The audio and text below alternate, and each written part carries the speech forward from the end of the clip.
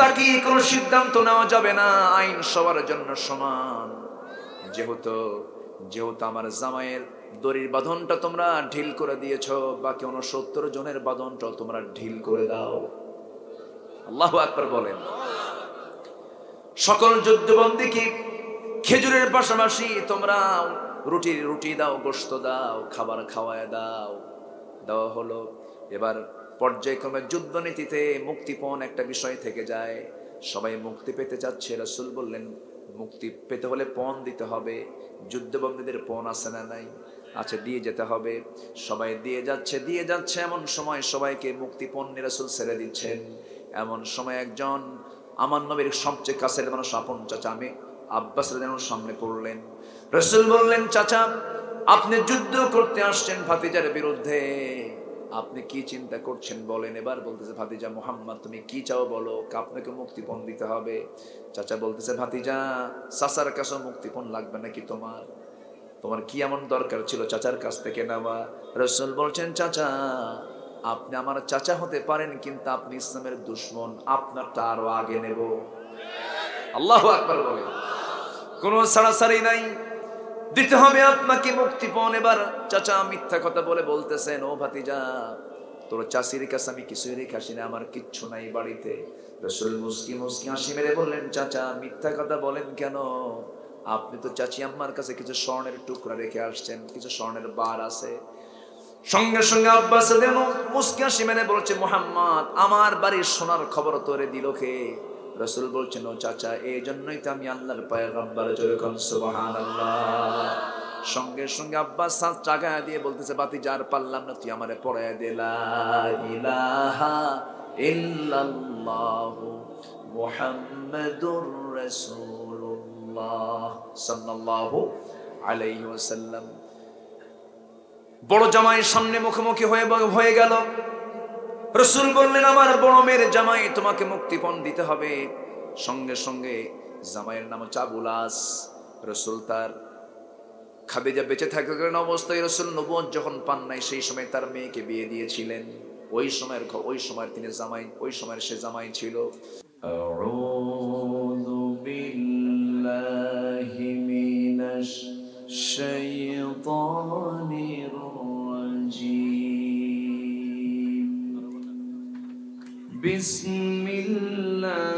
বিসমিল্লাহির রাহমানির রাহিম।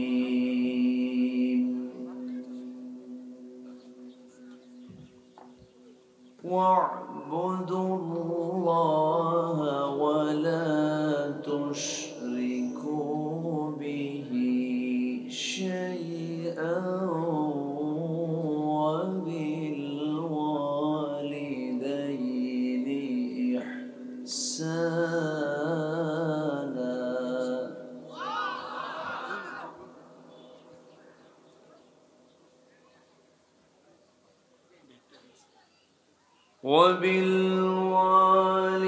وبالوالدين إحسانا وبذي القربى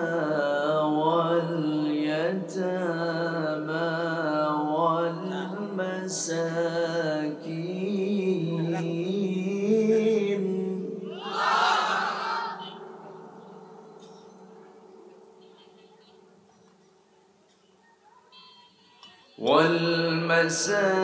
والمساكين والجار ذي القربى والجار الجنب والصاحب بالجنب وابن السبيل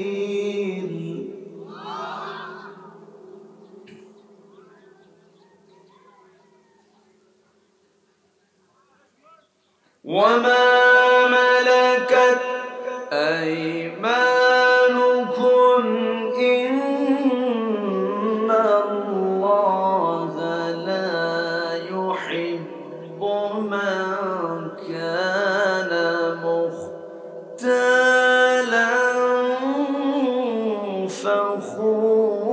فخورا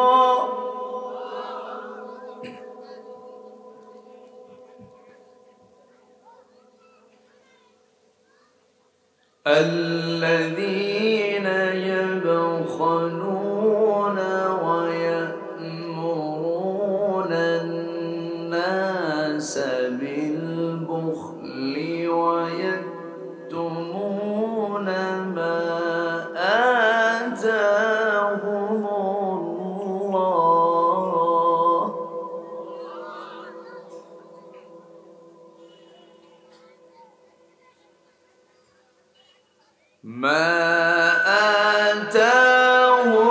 الله من فضله وأعتدنا للكافرين عذابا مهينا.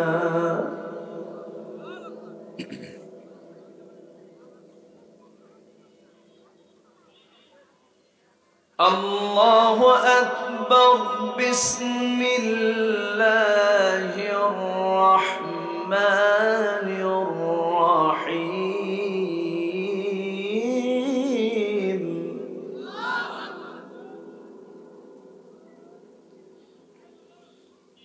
إن الله وملائكته يصلون على النبي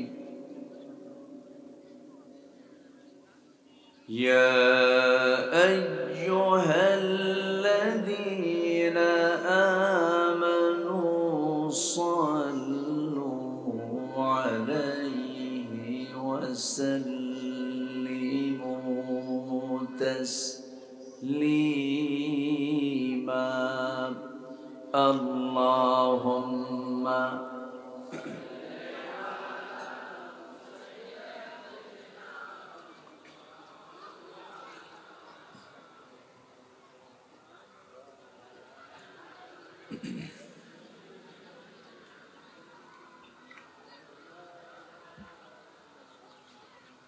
একটু মোহাম্মত দিয়ে নবীর প্রেমে মাতোয়ারা হয়ে জবান খুলে জোরালো কণ্ঠে আওয়াজ দিয়ে সবাই বলুন আল্লাহুম্মা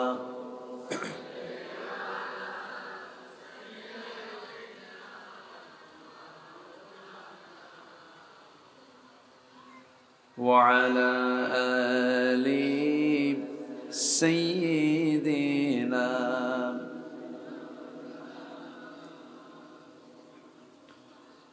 তাইফের কথা ভেবে কাঁদে শুধু দুনয়ন, এমন দরদি পেতে কাঁদে মন অনুক্ষণ, কাঁদে মন অনুক্ষণ। ওহুদে দাতাহারা আহমদ যখন লৌহ মাখা কিয়ামতে উঠবে তখন, জিহাদ না করে কিভাবে দেখাবে তুমি চাঁদ চেহারা রূপে ওয়াতুল। আল্লাহুম্মা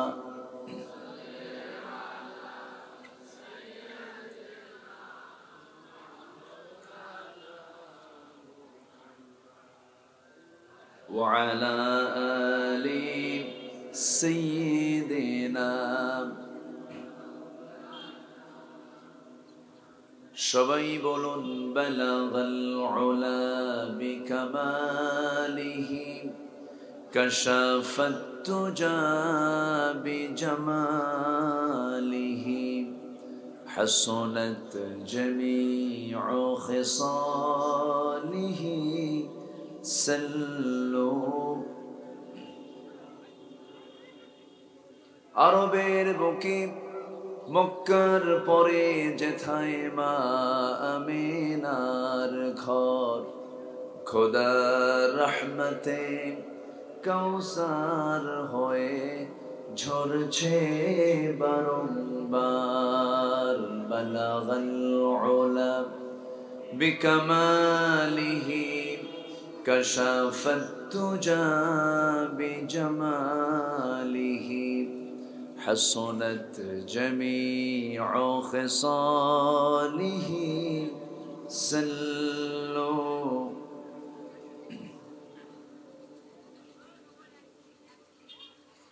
কুড়িগ্রামের ফুলবাড়ি উপজেলার বালাহাট দারুল কোরআন সিদ্দিকিয়া হিফজ মাদ্রাসা ফাতিমা রাদিয়াল্লাহু তাআলা আনহা বালিকা মাদ্রাসা মাহফিল ইন্তেজামে কমিটি কর্তৃক আয়োজিত দিনের বেলা অনুষ্ঠিত আজকের এই ঐতিহ্যবাহী তাফসীরুল কোরআন মাহফিল 2023 29 নভেম্বরে অনুষ্ঠিত আজকের এই মহৎ আয়োজনের সম্মানিত সুযোগ্য সভাপতি, শিক্ষাবিদ, গবেষক, ইসলাম দরদি ব্যক্তিত্ব জনাব সেলিম হোসেন, আজকের মাহফিলের প্রধান অতিথি জনাব প্রফেসর হামিদুল হক খন্দকার, আমার পূর্বে কথা বলেছেন নন্দিত আলেমে দ্বীন, বিশিষ্ট ইসলামী চিন্তাবিদ, আমার অত্যন্ত কাছের বন্ধুবর মুহতারাম মাওলানা ফখরুল ইসলাম হাদি হাফিজাহুল্লাহ, কথা বলেছেন পার্বতীপুর বাইতুন নূর জামে মসজিদের সম্মানিত খতিব, আমার অনুজ, আমার স্নেহধন্য জনাব HM আদিব আখতাব রাজু হাফিজাহুল্লাহ, উপস্থিত হাজরাত উলামায়ে কেরাম, ফদলাইজাম, সুশীল সমাজ, জাতির শ্রেষ্ঠ সন্তান, শিক্ষক মণ্ডলী, জাতির বিবেক, সাংবাদিকবৃন্দ, সামনে উপস্থিত, দূরে কাছের বিভিন্ন স্থান থেকে ছুটে আসা কালেমার ঝান্ডাবাহী, তাওহীদের পতাকাবাহী, দ্বীন ইসলামের নরসালদুল বীর মুজাহিদ, প্রাণ প্রিয় সম্মানিত দ্বীনি ভাইরা, আড়ালে বসে আছেন শ্রদ্ধেয়া সম্মানিতা মা বোনেরা, আলোচনার সূচনায় আনুষ্ঠানিকতার মধ্য দিয়ে আমার পক্ষ থেকে আবারও দিল খোলা সালাম, আসসালামু আলাইকুম ওয়া রাহমাতুল্লাহি ওয়া বারাকাতুহু। সবাই কেমন আছেন? আমাকে প্রশ্ন করেছেন, আল্লাহ তাআলা আমাকে আপনার মতোই আপনার কাতারেই রেখেছেন, বলছি আলহামদুলিল্লাহ। সারাদিনের এই ব্যস্তপূর্ণ সময়, যে সময় গ্রামের খেটে খাওয়া মানুষগুলো চরম ব্যস্ততায় দিনাতিপাত করছে, ঠিক সেই মুহূর্তে এত মানুষের উপস্থিতি এটা প্রমাণ করে এলাকার এই অঞ্চলের মানুষ কোরআনকে দিল থেকে মোহাব্বত করে। বলি আলহামদুলিল্লাহ। এই যে হাজারো মানুষের একটা ঢল পঙ্গপালের মতো ছুটে আসতেছে, এখন আমি লক্ষ্য করছি,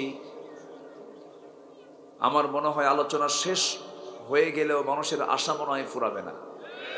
মানুষ আশার উপরই আছে। আমার ওঠার কথা 2টায়, সেখানে আমি আরো দেরি করে উঠতেছি, এরপরও মানুষের আশা ফুরাচ্ছে না, আসতেছে মানুষ। সম্মানিত ভাইয়েরা, আল্লাহ পাকের মেহেরবানি যে আমি আপনি কোরআনের এই বরকতপূর্ণ জালসায় বসার সুযোগ পেয়েছি, বলি আলহামদুলিল্লাহ। চিৎকার মেরে বলছি আল্লাহুম্মা ইন্নী আসআলুকা আল হুদা ওয়াত তুকা ওয়াল আফাফা ওয়াল গিনা।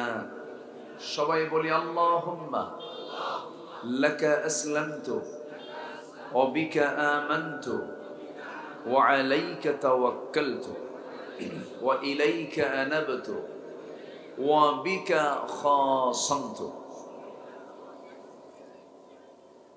আমরা আল্লাহ তাআলার শুকর আদায় করে নিলাম, সম্মানিত হাজিরিন, চোখের সামনে সবাই দেখতে পেলেন ছোট্ট দুটো বাচ্চা বলবো আমি, 11 বছর 13 বছর, এই ফুটন্ত শিশুই বলবো আমি, 30 পারা কোরআন তাদের সিনার মধ্যে তারা তুলতে পেরেছে। আলহামদুলিল্লাহ বলবেন না? এটি কি কোনো ছোটখাটো সংবাদ বলেন তো? এর চাইতে বড় প্রাপ্তি আর কি থাকতে পারে বলেন? এর চাইতে বড় সারপ্রাইজ আর কি হতে পারে? এর চাইতে বড় পুরস্কার আর কি থাকতে পারে? গোটা পৃথিবীতে সবচেয়ে হাফেজ যে দেশে বেশি সেটা হলো বাংলাদেশ। আলহামদুলিল্লাহ।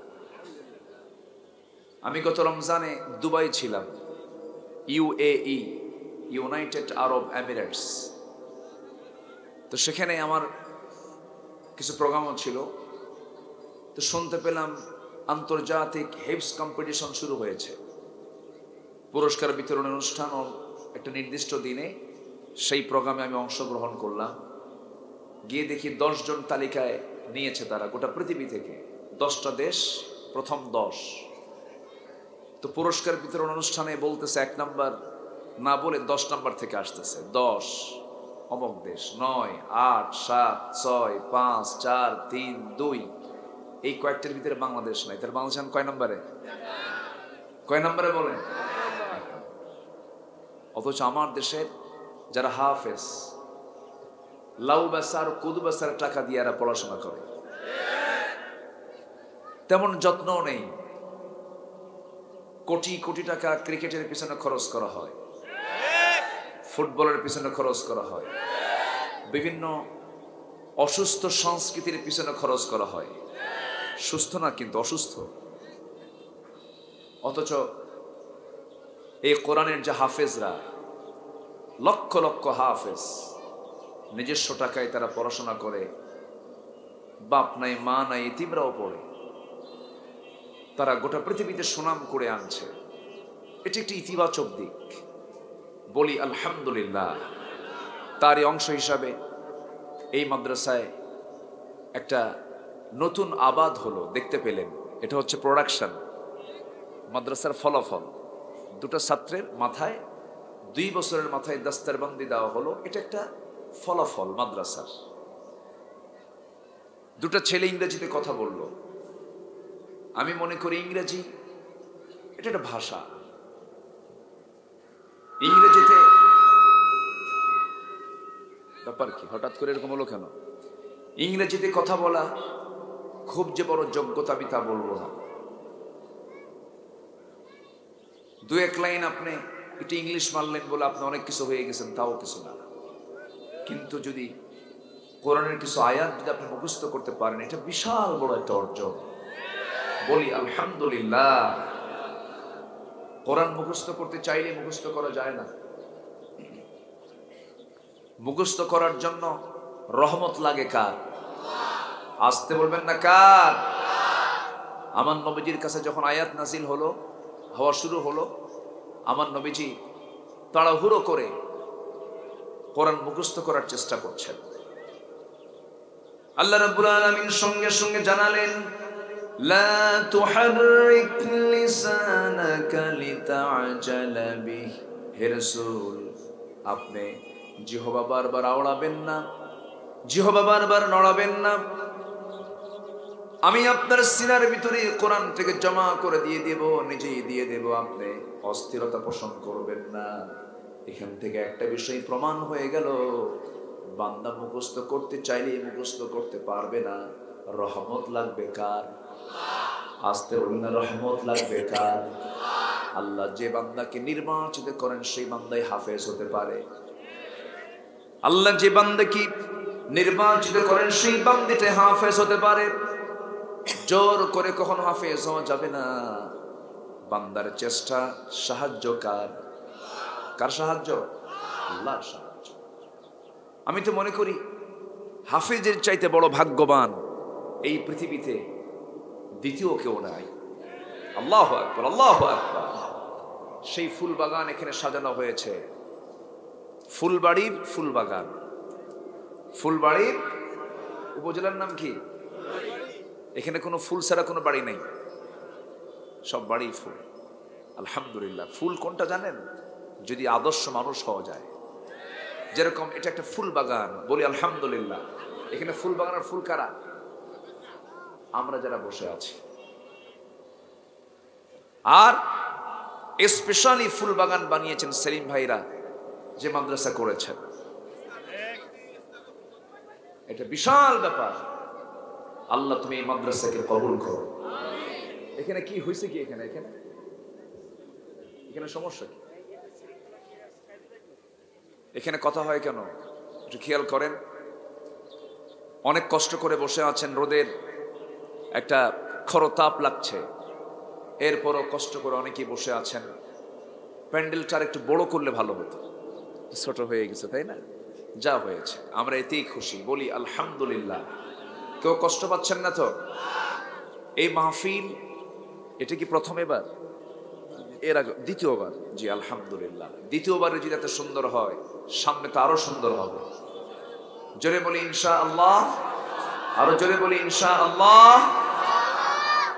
আমি আলোচনার সূচনায় সূরাতুন নিসা থেকে আমি দুটি আয়াতে কারিমা তেলাওয়াত করেছি। দুটি আয়াতকে সামনে রেখে কিছু কথা আমি বলতে চাচ্ছি। আমাকে সময় দেওয়া যাবে তো ইনশাআল্লাহ? সালাতুল আসর নামাজ আমরা এখানে আদায় করব, তবে আগে নয়, শেষেও নয়, আউয়াল নয়, আখেরেও নয়, আউসাত, মাঝামাঝি সময় আমরা নামাজ পড়ব। নামাজ কেন্দ্রিক কোনো টেনশন করার দরকার নাই। কেউ উঠবেন না, নড়াচড়া করবেন না। সম্মানিত ভাইয়েরা, আরেকটা কথা সবার কাছে একটু আরজ রাখি, এই মাদ্রাসার প্রতি সবার মহাব্বত আছে তো নাকি? আসতে বলবে, আছে না নাই? যদি থাকে, আমি একটু প্রথমে আপনাদের সাথে একটু কি বলবো, একটু শিষ্টাচার বহির্ভূত মনে করলেও কিছু মনে করা যাবে না, একটু খেলাফ কাজ করে ফেলবো। একটু আগেই আপনাদের কাছে একটু মাদ্রাসার হয়ে যদি আমি কিছু চাই, আমাকে কমিটি বলেন হুজুর আমরা চাইলে তো রাগ করবে, আপনি চাইলে আপনি মেহমান, হয়তো রাগ করবে না, তো আমাকে হয়তো কিছুক্ষণ পর পর আমাকে চিরকুট দেবে, আমার আলোচনার ব্যাঘাত হবে। এই জন্য চাইলাম প্রথমেই কাজটা হয়ে যাক। কি কষ্ট পাচ্ছেন নাকি আপনারা? তো একটু চাদর গেলে, ব্যাগ গেলে, আমরা যে যা পারি, মানে যত হাত আছে প্রত্যেকটা হাতের ছোঁয়া যেন ব্যাগে লাগে, চাদরে লাগে। জোরে বলি ইনশাআল্লাহ। ওয়াজ শোনা ইবাদত, নামাজ পড়া ইবাদত, দান করাও কি? দান করাও কি? এই কাজটা একটা হয়ে যায়। কই ব্যাগ কই? এতক্ষণ বলে ফেলতেছে, আপনারা রেডি হন নাই? হ্যাঁ, ব্যাগটা নিয়ে, ও আচ্ছা, আব্বুরা রেডি আছে। জি, যে যা পারি আমরা দিল থেকে আমরা সবাই দেওয়ার চেষ্টা করব। জোরে বলি ইনশাআল্লাহ। এই মাদ্রাসাগুলো জনগণের টাকায় চলে, আপনি যা দিবেন এটা দিয়েই চলবে মাদ্রাসা। একটু হেল্প করবেন কোরআনের জন্য, দ্বীনের জন্য, ইসলামের জন্য। জোরে বলি ইনশাআল্লাহ। সবাই দিবেন। যদি কারো কাছে টাকা না থাকে, অন্তত এই চাদরটা একটু হাত দিয়ে ছুঁয়ে দিবেন, তাও বরকত পাবেন। আবার ব্যাগের মধ্যে হাত দিয়ে। আচ্ছা, আমার মা বোন যারা আসছেন তারাও দিবেন দিল থেকে। যদি কারো কাছে কোনো টাকা পয়সা না থাকে, তাহলে যদি কিছুই নাই, পকেটে যদি বিড়িও থাকে, বিড়িও দেন, তবুও দেন কিছু, আমরা সবাই দেব। জোরে বলি ইনশাআল্লাহ। জিকির করি সুবহানাল্লাহ।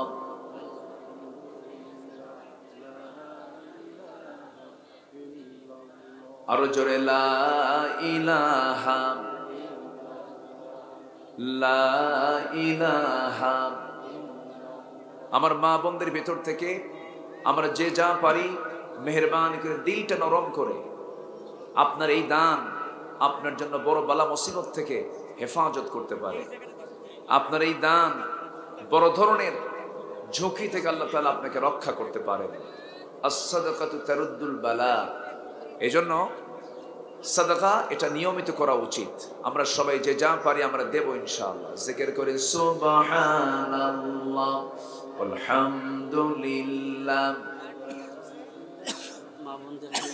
বলেছি আমার মা বোন যারা আছেন, আমরা কথা না বলি, আমাদের এখন কথা কাজ না হাতের কাজ, হাতের কাজ। আমরা কথা না বলি, জিকির করেন সুবহানাল্লাহ আলহামদুলিল্লাহ লা ইলাহা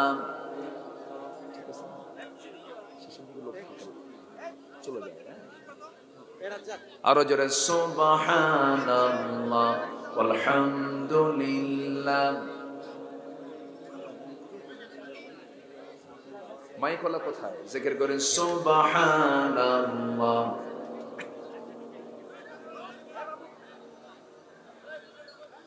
আরো জোরে সুবহানাল্লাহ আলহামদুলিল্লাহ।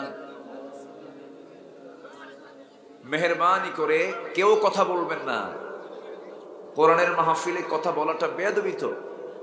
স্টক না করি, মেহেরবানি করে দিলটা নরম করে যে যা পারি আমরা কোরআনের জন্য, দ্বীনের জন্য, ইসলামের জন্য আমরা খরচ করব। ওয়ামিম্মা রাযাকনাহুম ইউনফিকুন লা তানালুল বিররা হাত্তা তুনফিকু মিম্মা তুহিব্বুন। জি, আমরা যে যা পারি আমরা দেব ইনশাআল্লাহ।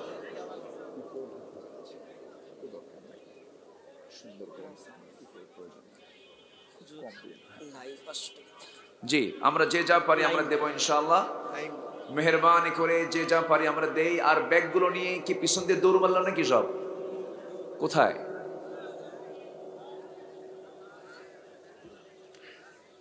সম্মানিত হাজিরিন,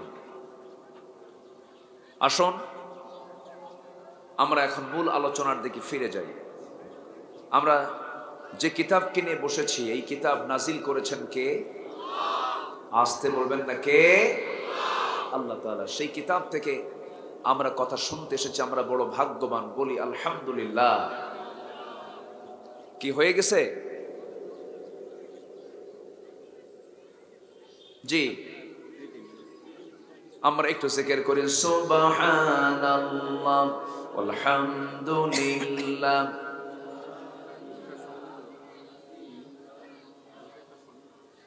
সুবহানাল্লাহ আলহামদুলিল্লাহ লা ইলাহা ইল্লাল্লাহ। সুবহানাল্লাহ আলহামদুলিল্লাহ লা ইলাহা ইল্লাল্লাহ। তুমি বাঁচাও, তুমি মারো, অবিরত ক্ষমা করো। তুমি বাঁচাও, তুমি মারো, অবিরত ক্ষমা করো। ধরার যে জন তাকে ধরো, ধরার যে জন তাকে ধরো। শুকর গুজার করার আল্লাহ। সুবহানাল্লাহ।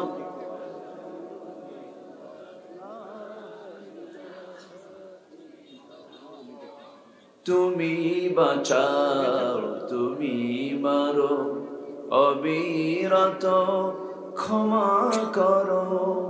ধরার যে জন তাকে ধরো, ধরার যে জন তাকে ধরো। শুকর গুজার করার আল্লাহ। সুবহানাল্লাহ।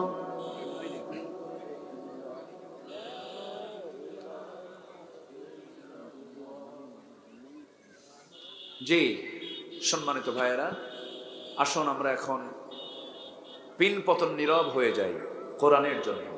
কোরআন শুনতে গেলে দুটা নিয়ম মানতে হবে। এই হুকুমটা কার? আসতে বলবেন না কার?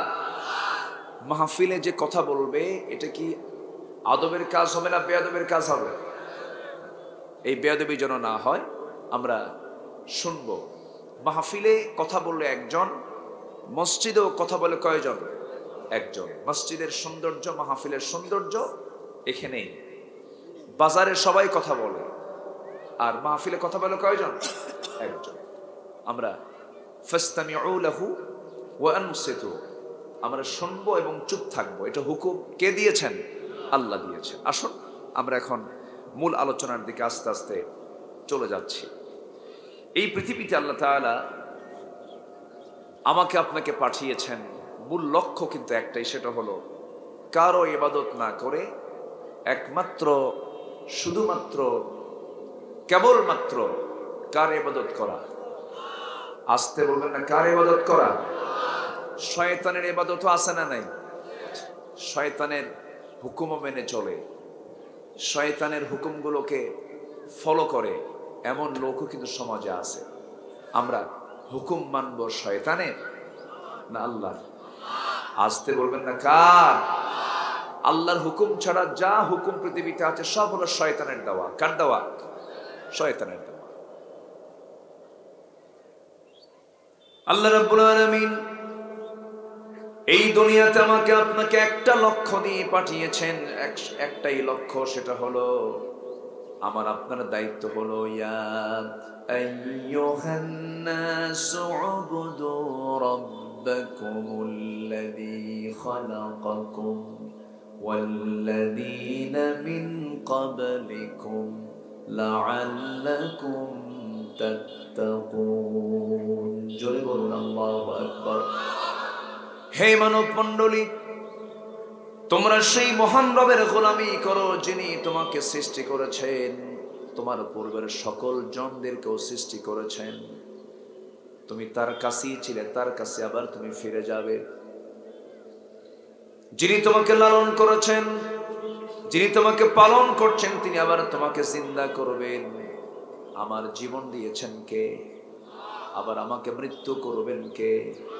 আবার আমাকে আবার পুনর্জিন্দা করবেন কে? প্রথম সৃষ্টি কঠিন না দ্বিতীয় সৃষ্টি কঠিন? বলেন কোনটা কঠিন বলেন? প্রথমবার বানানো কিন্তু কঠিন। আল্লাহ তাআলা আমাকে প্রথমবার বানিয়েছেন, তিনি যে আবার জিন্দা করতে পারবেন না এমন চিন্তা যারা করে তারাই তো নাস্তিক, তারাই তো মানতে চায় না, বুঝতে চায় না। কিন্তু বোকার স্বর্গে বসবাস করা সেই লোকগুলো বুঝতে চায় না, যিনি আল্লাহ তাআলা আমাকে প্রথমবার বানালেন আবার তিনি আমাকে আবার জিন্দা করতে পারেন কিনা, সেই যোগ্যতা কার আছে? এই এলাকায় সহজ করে বলি, আলুর আবাদ হয় কিনা জানি না, আলুর যে আবাদ হয়, আলু যারা চাষি, আলু চাষ করেন যারা, সে আলুটা যখন জমিতে লাগান, বড় আলু হলে পরে কেটে কেটে লাগান, আর ছোট আলু হলে পরে একটা একটা করে লাগায় দিয়ে যান। যে আলুটা জমিতে লাগানো হলো, জমিনে লাগানো আলুটা 2 মাস পর 3 মাস পর যখন আপনি সে আলুর খোঁজ যখন নিতে আসবেন, যে আলু জমিতে লাগানো হয়েছে সে আলু কি আলুর জায়গায় থাকে নাকি? কি হয়ে যায়? পচে যায়। পচে কি হয়ে যায়? মাটির সাথে মিশে যায়। কিন্তু এই জায়গায় ওই আলু থেকে আরো 3টা 4টা 5টা 6টা 8টা 10টা পর্যন্ত আলুর সেখান থেকে জন্ম হয়ে যায়। আমার আপনার চোখের সামনে দেখতে পেতেছি, আলুটা লাগালাম, 3 মাসের ব্যবধানে এটা মাটির সঙ্গে পচে গেল, গলে গেল। আবার ওই রকম হুবহু 8-10টা আলু সেখান থেকে জন্ম নিল। সে আল্লাহ তাআলা আমাকে আপনাকে মৃত্যুর পর মাটিতে রাখার পর আমাকে সেই আল্লাহকে আবার জিন্দা করতে পারেন না? আসতে বলবেন না, পারেন না? এই বিশ্বাস যারা যত গাঢ় হবে সে তত বড় আল্লাহওয়ালা হবে। আখিরাতের বিশ্বাস ছাড়া ভালো হওয়া সম্ভব নয়। আখিরাতের বিশ্বাস ছাড়া মানুষ কখনো ভালো হবে না। আমার নবী যেমন একটা সোনালী রাষ্ট্র গড়ে তুলেছিলেন, খায়রুল কুরুনি কারনি সুম্মাল্লাযীনা ইয়ালুনাহুম সুম্মাল্লাযীনা ইয়ালুনাহুম, এমন রাষ্ট্র গড়লেন রাসূলুল্লাহ সাল্লাল্লাহু আলাইহি ওয়াসাল্লাম বললেন এমন একটা সময় আসবে সানআ থেকে হাজরামাউত পর্যন্ত এই বিশাল লম্বা একটা রাস্তা, রাতের বেলা একজন সুন্দরী ষোড়শী যুবতী নারী তার সৌন্দর্যের পসরা দেখিয়ে, সৌন্দর্যের পসরা নিয়ে একাকিনী, নিঃসঙ্গিনী, একাকী রাত্রেবেলা রাতের অন্ধকারে রওনা দেবে। কোনো পুরুষ তার দিকে তাকানোর সাহস পাবে না, একমাত্র কার ভয়ে? আসতে বলবেন না, কার ভয়ে? আল্লাহর ভয়ে। জাতিকে ভালো করার জন্য জাতিকে দিতে হবে আগে আল্লাহর ভয়ের জ্ঞান। কিসের ভয়ের জ্ঞান বলেন? আল্লাহর ভয়ের জ্ঞান। সেই জ্ঞান কি আজকে আছে নাকি? নাই। সিলেবাস দেখলে মাথা ঘুরে ওঠে, সিলেবাসের দিকে তাকালে মাথাটা ঘুরে যায়। যেখানে গোলাম মুস্তাফার কবিতা ছিল, কবি নজরুলের কবিতা ছিল, ফররুখ আহমেদের কবিতাগুলো ছিল, সেই জায়গায় ওগুলোকে সরায় দিয়া হনুমান আজাদদের দিছে লাল গরু। কি দিছে? লাল গরু। দাদার হাতে কলম ছিল, ছুঁড়ে মেরেছে, এটা কি কোনো কবিতা? আগডোম বাগডোম, এরপরে কি? আচ্ছা, ঘোড়ার ডিম বলতে কিছু আছে বলতে? কোনো কিছু লাগবে না আপনার সন্তানকে ভালো হওয়ার জন্য। যিনি আকাশ বানিয়েছেন, যিনি বিস্তৃত জমিন বানিয়েছেন, অসংখ্য বৃক্ষরাজি যিনি সৃষ্টি করেছেন, যিনি মনা জমিনটাকে জিন্দা করেন, সাত সমুদ্র যিনি পরিচালনা করেন, প্রদীপ্ত সূর্য যিনি চালান, আলোকিত চাঁদ যিনি চালান, সে আল্লাহ তাআলা এই বান্দা দুনিয়াতে চলবে কেমনে তার জন্য বিধান দিয়েছেন কি দেন নাই বলেন? দিয়েছেন। সেই বিধানটার নাম একটু আওয়াজ দিয়ে বলেন, তার নাম কি? এই মাদ্রাসার নাম কি বলেন? দারুল কোরআন। আর এটার নাম কি বলেন? কোরআন। দারুল কোরআন। চোখ বন্ধ করে মাদ্রাসায় সন্তানকে দিয়ে দিবেন, কোনো চিন্তা করা লাগবে না। বড় বড় এডুকেটেড, ভার্সিটি পাস করেছে, আমিও ভাঙ্গাচুরা কিছু পড়াশোনা করেছি, আমিও ঢাবির ছাত্র ছিলাম, ঢাকা ইউনিভার্সিটিতে পড়াশোনা করেছি, মাদ্রাসাতেও পড়েছি। কিন্তু আমার বন্ধুগণ, আমি আপনাকে যে কথাটা বলবো, নৈতিক শিক্ষা ছাড়া যত বড় আপনার শিক্ষিত হন, আপনার চরিত্র কখনো ভালো হতে পারে না। একটু আমি ডিফারেন্স করে বলছি, ভাই তো কলেজের লেকচারার, মাদ্রাসার কোন ছাত্র আজ পর্যন্ত কোন শিক্ষকের গায়ে হাত দিয়েছেন এমন কোন রেকর্ড আছে নাকি? খুঁজে পাবেন না। বরং শিক্ষকের সামনে ছাত্র মাথা উঁচু করে কথা বললে এমন সাহসটাও পায় না, মাথা নিচু করে কথা বলে। হুজুর যদি একটু ধমক দেয় চুপচাপ শোনে। ওযু বানাবে হুজুর, ওযুর বদনা পানিটা সহ ওযুর বদনা হাতে তুলে দেয়, ঘর থেকে বের হবে জুতাটা সুন্দর করে গুছায়া দেয়, ওযু শেষ গামছাটা ধরে দেয়। এই যে আদবগুলো, এই আদবগুলো প্রত্যেক সন্তানের মধ্যে থাকার দরকার আছে না নাই? এই আদবগুলো শিখে বাপ মার সেবা করা শিখবে, মানবতা বোঝার চেষ্টা করবে, মানুষকে খেদমত করার চেষ্টা করবে। খায়রুন নাস মান ইয়ানফাউন নাস, ওই লোকটাই শ্রেষ্ঠ মানুষ যে মানুষের উপকার করে, কল্যাণ করে, সৃষ্টির যে খেদমত করে, তার চাইতে বড় আল্লাহর পছন্দের গোলাম পৃথিবীতে নাই। জোরে কোন সুবহানাল্লাহ। আমি কোরআন পড়েছি, যতটুকু পড়েছি আমি, আমার কাছে মনে হয় আল্লাহ তাআলা যত বান্দার কাছে যত হুকুম দিয়েছেন, যত নির্দেশনা দিয়েছেন, আল্লাহ সবচেয়ে বেশি পছন্দ করেন সেই সমস্ত আমলগুলো। এই পৃথিবীতে বান্দার যত নেক আমল আছে, এর মধ্যে সবচেয়ে নেক আমল হলো মানুষের কল্যাণে মানুষ দাঁড়িয়ে যাওয়া। কিন্তু এই সমস্যা আজকে সবচেয়ে কম না বেশি? আজকের সমাজে মানুষ কি মানুষের সমস্যা এগিয়ে আসে না সমস্যা সৃষ্টি করে? বলেন বলেন বলেন, কি করে? সমস্যা সৃষ্টি করে। কিসের আমেরিকা, কিসের ইউরোপের সভ্যতা? মুহূর্তে মুহূর্তে বম্বিং করছে ইউক্রেন। গোটা পৃথিবীর এখন ৩৪টি দেশ যুদ্ধ বিধ্বস্ত। বিশ্বের মোড়ল যারা, ওরা শান্তি চায় না, ওরা যুদ্ধ চায়। আজকে বনের বাঘকে দেখে মানুষ ভয় পায়, ঠিক আছে, তার হাতে হিংস্র থাবা আছে, সে আপনার জীবনকে নাশ করে দেবে। কিন্তু বনের সিংহ, বাঘকে দেখে যতটুকু না মানুষ ভয় পায়, তার চাইতে বেশি ভয় পায় মানুষ রূপী কিছু হায়না জানোয়ারদের দেখে। আমি কি ভুল বলছি? কেন কেন? এর মূল কারণ হলো নৈতিক শিক্ষা, ঐশী শিক্ষা, ওহির শিক্ষা। কোরআন থেকে আজকে জাতি কাছে না দূরে? বলেন, কাছে না দূরে? তার প্রমাণ আমি যদি বলি, এখানে যারা বসে আছেন সবাই মুসলমান, কিন্তু এখানে হিন্দু মানুষ নাই বললেই চলে, খুব কম থাকলেও থাকতে পারে। যদি বলি কোরআনটা সহি করে পড়তে পারেন কজন, হাত কি অসংখ্য উঠবে? অধিকাংশের হাত উঠবে? উঠবে না, হাতে গোনা কয়েকজন ভাইয়ের নিজস্ব উদ্যোগে হয়তো পড়েছেন, নিজস্ব উদ্যোগে পড়ার কারণে হাতটা উঠবে। কিন্তু কোরআন সহি করে পড়ার কথা ছিল একার না সবার? একার না সবার? সবার। চিন্তা করেন আমরা কোন অবস্থায় আছি। পার্লামেন্টে তেলাওয়াত করতে দিছে, কারি সাহেব যায় নাই, অধিবেশন শুরু হবে, এক কারি সাহেব যায় নাই, এক পার্লামেন্টেরিয়ানকে বলা হলো আপনি তেলাওয়াত করেন। কিল হে আল্লাহ হে, শয়তান কয় তোর সে তেলাওয়াত আমার ভালো আছে। এই হলো তেলাওয়াতের দশা। ঈদুল আজহার জানাজা নামাজ, জানাজা নামাজ আস্তে করে জানাজা নামাজ। এই হচ্ছে আমাদের কোরআন হাদিসের ইলমের দৌড়। সম্মানিত ভাইয়েরা, ছাত্র শিক্ষককে মারবে না শিক্ষক ছাত্রকে মারবে বলেন তো? শাসন করবে কে? ছাত্র শিক্ষককে না শিক্ষক ছাত্রকে? শিক্ষক ছাত্রকে। আজকে সে শাসন কে আছে? আসতে বলে আছে, আছে নাই তো, শাসন নাই। উল্টা শাসন করে ছাত্র। স্যার সোজা হয়ে যাবে, কি বলে স্যার সোজা হন। কিন্তু মাদ্রাসায় যাবেন, এই যে মাদ্রাসাগুলো আছে যাবেন, শিক্ষককে দেখা মাত্র ছাত্র জড়সড় হয়ে যায়। কেন?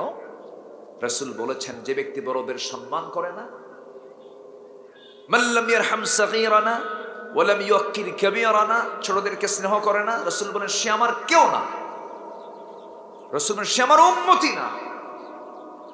তাহলে এই শিক্ষা ইসলামে আছে না নাই? আসতে বলবেন না আছে না নাই? আমার প্রথম আহ্বান থাকবে, চোখ বন্ধ করে প্রত্যেক সচেতন পিতা তার ছেলে মেয়েকে মাদ্রাসায় দিবেন। আজকে কোনো আওয়াজই নাই। রাজি আছেন তো সবাই? ছোট বড় সবাই বলো, জোরে বলো ইনশাআল্লাহ। হয়তো ভাবতেছো হুজুর বিয়ে করে কব কেন? বিয়ে করবা না? যখন বাপ হবা, যখন বাপ হয়ে যাবে তখন সন্তানকে মাদ্রাসায় দিবা। জোরে বলি ইনশাআল্লাহ। শিক্ষা জাতির কি? কোন শিক্ষা?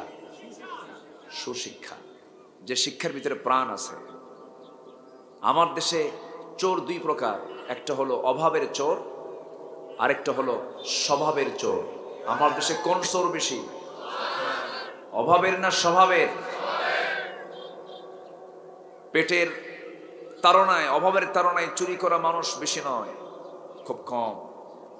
কলমের খোঁচা দিয়ে জনগণের কোটি কোটি টাকা লুটপাট করা লোক আমার দেশে আছে না নাই? কে বলেছে আমার দেশে সম্পদের অভাব? কে বলেছে? মোট অর্থনীতির, মোট অর্থের 8%, মোট অর্থের টোটালটাই প্রায় 8% লোকের হাতে আজকে জিম্মি হয়ে আছে, 8%। আর বাকি 92% মানুষ সকল প্রকার অধিকার থেকে বঞ্চিত হয়ে আছে। এদেশে কম গ্রুপ অফ ইন্ডাস্ট্রিজ নেই, কম টাকা পয়সার মালিক নেই। বিশ্বমানের ধনী আমার দেশে বসবাস করে, আমার দেশে আছে। কিন্তু এরপরেও এই অবস্থা কেন সৃষ্টি হচ্ছে? মূল কারণ হলো একটাই, সেটা হলো আমরা নৈতিকতা থেকে আমরা অনেক দূরে ছিটকে পড়েছি। আমরা মানুষের উপকার করতে চাই না, বরঞ্চ যে বিপদে পড়ে তারা আরো বিপদে ফেলাতে চাই, ঠিক কিনা? আমরা মানুষের বিপদে ফেলে দেব না উপকারে দাঁড়াবো? উপকারে দাঁড়াবো। জোরে বলি ইনশাআল্লাহ, জোরে বলি ইনশাআল্লাহ। এই জাতীয় একটা আয়াত আমি তেলাওয়াত করেছি, খুব গুরুত্বপূর্ণ আয়াত। আমি আয়াতের আলোচনা দীর্ঘদিন যাবত করি, যখন সুযোগ পাই তখনই করি। সূরা নিসা থেকে আমি ছোট্ট এই আয়াতকে সামনে রেখে কথা বলছি। 1 নম্বর, 3টা হক আল্লাহ তাআলা এখানে 3টা হকের কথা বলেছেন। 1 নম্বর হক হলো কার? আসতে বলবেন না কার? আল্লাহ। আল্লাহর হক আছে না? আল্লাহর হক হলো 1 নম্বর নামাজ না পড়া। হ্যাঁ বলেন, বলেন কি? নামাজ পড়া। আজকে আমার দেশে নামাজি বেশি না বেনামাজি বেশি? বেনামাজি বেশি। আচ্ছা, নামাজি নেতা বেশি না বেনামাজি নেতা বেশি? তো তাই তো হবে। নামাজি নেতা যদি বেশি থাকতো, নামাজি জনগণ বেশি থাকতো। নামাজি নেতা তো নাই, কম। নামাজের কোনো কর্মসূচি নাই। জনসভার ডাক দিয়েছে, জোহর আসর মাগরিব চলে গেল, নামাজ নাই। আছে না? আসতে বলবেন না আছে না নাই? যে কর্মসূচিতে নামাজের মতো এজেন্ডা থাকে না, সেই কর্মসূচিতে যাওয়া হারাম। নামাজটা কার হক? আল্লাহর হক। নামাজ আমরা কেউ ছাড়বো? 5 ওয়াক্ত পড়বো তো ইনশাআল্লাহ। মুসলমান নামাজ পড়ে না, এটা একটা আশ্চর্য ঘটনা, এটা আশ্চর্য বিষয়। কিন্তু আবার বলে কি জানেন, নামাজ না পড়ি ইমান তো আছে আমার। দেখছেন মানে কি কথা, কি বললো বুঝলেন তো? নামাজ নাই তো কি হয়েছে, আমার ইমান তো আছে। মানে লুঙ্গি নাই কিন্তু মাথায় টুপি আছে, লুঙ্গি নাই কিন্তু মাথায় কি আছে? টুপি আছে। বলেন তো, লুঙ্গি আগে দরকার না টুপি আগে দরকার? আমার বন্ধুগণ, এখানে অনেক বিচক্ষণ লোক আছেন, অনেক আলেম উলামা আছেন, উলামা হযরতরা মাহফিল এসেছেন। এই মাহফিল আমাদের জীবনের শেষ মাহফিল হতে পারে। কে কখন দুনিয়া থেকে বিদায় হব জানি না। আমি চেষ্টা করি প্রত্যেকটা মাহফিলে দরদ দিয়ে কথা বলার জন্য। আজকে প্রায় 24-25 বছর হয়ে গেল কোরআন থেকে কথা বলছি, কিন্তু আমি একটা প্রশ্ন করব আপনাকে। এই যে দিন যাচ্ছে, আমার দেশে মসজিদের পরিমাণ কমছে না বাড়ছে? মাদ্রাসা কমছে না বাড়ছে? দাড়িওয়ালা টুপিওয়ালা কমছে না বাড়ছে? বাড়ছে। সুদের পরিমাণ কমছে না বাড়ছে?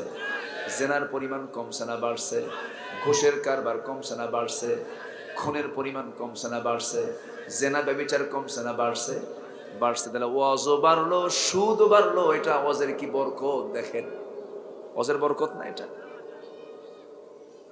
তাহলে বোঝা গেল, শুধু ওয়াজ দিয়ে, শুধুমাত্র নসিহত দিয়া সমাজের এই সমস্ত অন্যায়, চুরি, ডাকাতি, রাহাজানি, জেনা, ব্যভিচার, সুদ, ঘুষ, এগুলো বন্ধ হবে না। এগুলো বন্ধ করার জন্য কোরআনে কারীমের কিছু নির্দিষ্ট আইন আছে যা সমাজে চালু করতে হবে। মুসলমান রাজি আছেন? কারা কারা হাত উঁচু করে দেখা।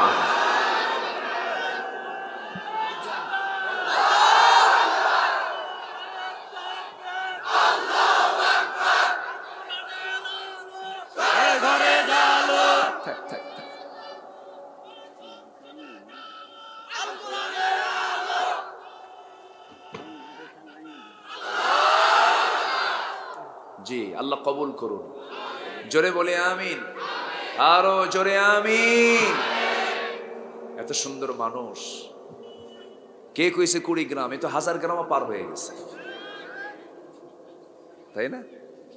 20 গ্রাম না, মাত্র 20 গ্রাম, কিন্তু না, এ তো 1000 গ্রাম। বলি আলহামদুলিল্লাহ, বলে জোরে বলি আলহামদুলিল্লাহ। কত হাজার হাজার গ্রাম নিয়ে 20 গ্রাম হয়? ফুলবাড়ি খুব বরকতি এলাকা, আলহামদুলিল্লাহ। কি সুন্দর সবুজ শ্যামলে একদম সবুজে ঘেরা জনপদ, আলহামদুলিল্লাহ। আমার দেশে কি ছিল না? সবই ছিল। কোন সংকট আমার দেশে নাই। আমার দেশের যে প্রাকৃতিক সম্পদ, কারো কাছে যাওয়া লাগবে না আমাদের, সব কিছু আছে। শুধু একটা সংকট, সেটা হলো সৎ যোগ্য নেতৃত্বের সংকট। আমার দেশে মানুষ বেশি না চোর বেশি? কাম সারছে। আমি কিন্তু কই নাই, আপনি বললেন। কই মানুষ তো দেখি না। এই কি হয়েছে? ওর করুক, কিছু বলেন না, থাক। ক্যামেরা থাকার দরকার আছে তো। আপনি শুনছেন হাজার হাজার মানুষ, নয় লক্ষ মানুষ, আর ক্যামেরা শোনায় দেয় কোটি মানুষকে। দরকার আছে না? আছে। ওরা করুক, রেকর্ড করুক। আমার ভাইয়েরা, আমার বন্ধুগণ, আজকে মুসলমান যদি সৎ নেতৃত্ব নিয়ে থাকতো, ইসরায়েল কখনো ফিলিস্তিনকে হামলা করার সাহস পেত না। 180 কোটি মুসলমান গোটা দুনিয়া জুড়ে, মুসলমানদের কলিজার টুকরা, মুসলমানদের কলিজা বাইতুল আকসা। যে বাইতুল আকসায় আমার নবীজি সকল নবীদেরকে সাথে নিয়ে একসাথে জামাতে নামাজ পড়েছে, এবং নবীজি মেরাজ করেছেন।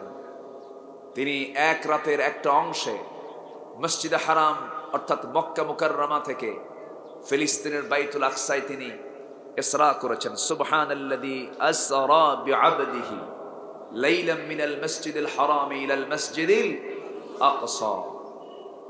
এবং যে মসজিদ আকসা হলো সুলাইমানের স্মৃতি বিজড়িত, ইব্রাহিমের স্মৃতি বিজড়িত, অসংখ্য পয়গম্বরের স্মৃতি বিজড়িত, দাউদের স্মৃতি বিজড়িত এই ময়দান বাইতুল আকসাকে আজকে ইহুদির বাচ্চারা অবরুদ্ধ করে রেখেছে।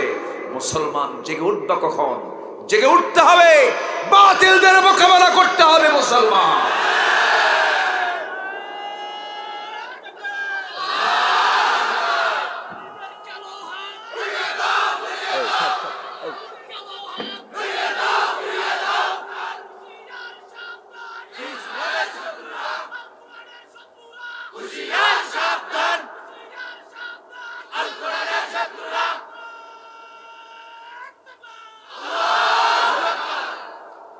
সম্মানিত ভাইয়েরা, সম্মানিত বন্ধুগণ, বাইতুল আকসা নির্মাণ করেছেন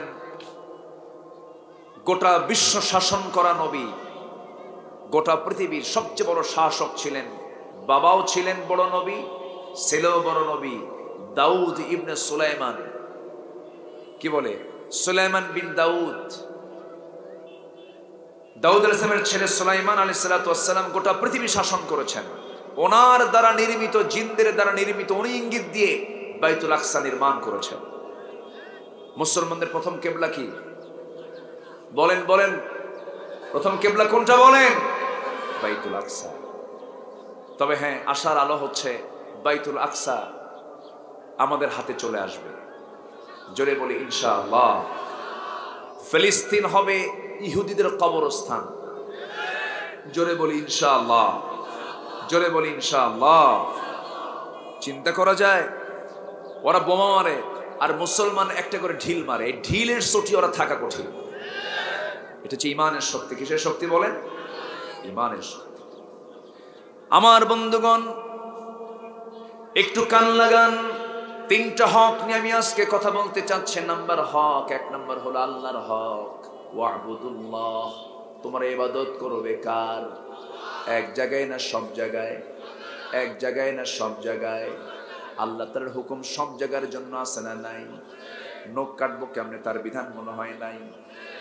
নখ কাটার বিধানটাও আছে ইসলামে। যে বিধানে, যে ইসলামে নখ কাটার বিধান পর্যন্ত থাকতে পারে, সেই বিধানে তো রাষ্ট্র পরিচালনার কোনো বিধান নাই। আসতে বলবেন না, আছে না নাই?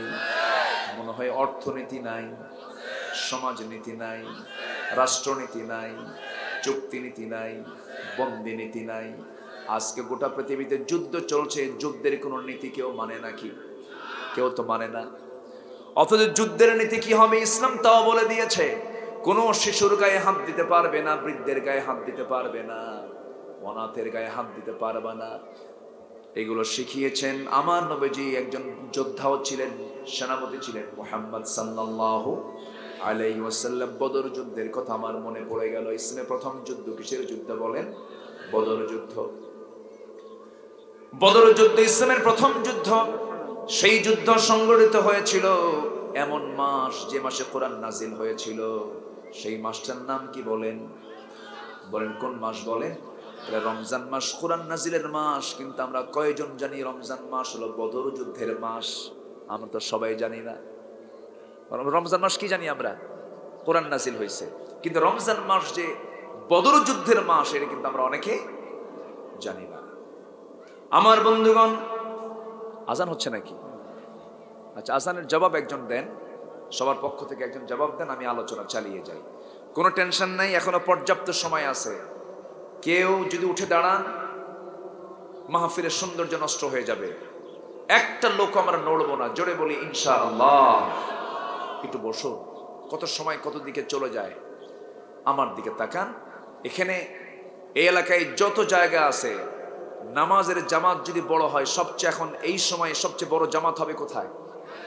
তাহলে আপনি কোন জামাতে যাচ্ছেন? আপনি কোন জায়গায় নামাজ পড়তে যাবেন? আপনি এখানে সবচেয়ে বেশি বরকত পাওয়া যাবে। এই উম্মতের জন্য গোটা জমিনটাই মসজিদ। যেরকম সুবহানাল্লাহ। রাসূল বলেছেন, আমার উম্মতের জন্য আল্লাহ তাআলা কিছু এক্সট্রা করে কিছু বোনাস দিয়েছেন। এর মধ্যে একটা বোনাস হলো গোটা জমিনটাই সেজদার জায়গা। আল্লাহু আকবার বলেন। বসেন, কেউ নড়বেন না। প্রথম যুদ্ধ কি যুদ্ধ বলেন তো? বদরের যুদ্ধ। আমার নবীজি কি যুদ্ধ নীতি অবলম্বন করলেন দেখেন। সেই যুদ্ধের নীতিগুলো তো আজকে যুদ্ধের মধ্যেও নাই। চিন্তা করেন, চিকিৎসা হসপিটালে হসপিটালে বম্বিং করছে ইসরায়েলের বাচ্চারা। যা যুদ্ধ নীতির বাইরে এটা। আর ওই দিক থেকে ইসরায়েলি কিছু ইহুদি তাদেরকে জিম্মি করেছে মুসলমান, জিম্মি করে তাদেরকে সেবা দিচ্ছে। এবং একটা স্ট্যাটাস ভাইরাল হয়েছে। এক ইহুদি নারী বলেছে, আমাকে যখন মুসলমানরা আমাকে ধরে ফেলেছে, আমার গায়ে চুল পরিমাণ কোনো আঁচড় তারা দেয়নি, এবং বলেছে যে তুমি আমার কাছে, আমাদের কাছে তোমরা নিরাপদ, তোমাদের জীবন যৌবন সব আমাদের হেফাজতে থাকবে। ইসলাম এগুলো শিখায়। আমার নবীজি রমজান মাসের 16টা রোজা রাখছেন।